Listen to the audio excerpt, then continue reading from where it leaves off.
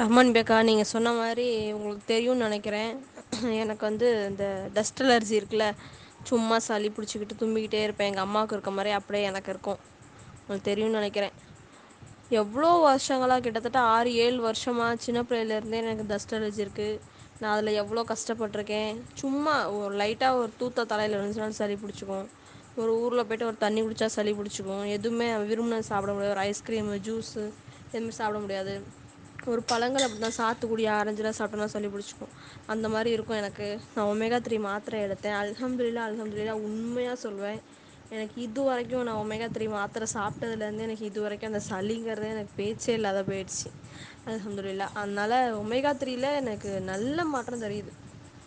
அது மாதிரி எங்கள் அப்பாவுக்கு சுகர் இருந்துச்சு, அவருக்கு எடுத்து கொடுத்தேன். அவர் இந்த மாத்திரை சாப்பிட்டாரு, சுகர் கண்ட்ரோல் ஆணுச்சு. கால் வலி காலையில்னு ஒரு நரம்பு பிடிச்சி அவருக்கு இழுத்துகிட்டே இருக்கும், அது சாப்பிட்டாங்க. அதுவும் அல்ஹம்துலில்லாஹ் நல்லாயிருக்கு. அதனால் ஒமேகா 3 மாத்திரையில் நிறைய பலன் இருக்குது. அதனால் ஒமேகா 3 மாத்திரையை பற்றி நான் குறையே சொல்ல மாட்டேன். ரொம்ப சூப்பரான ப்ராடக்ட்டு, ரொம்ப நல்ல ப்ராடக்ட்டு. எல்லோரும் அதை எடுத்து யூஸ் பண்ணுங்கள், நல்லாயிருக்கும்.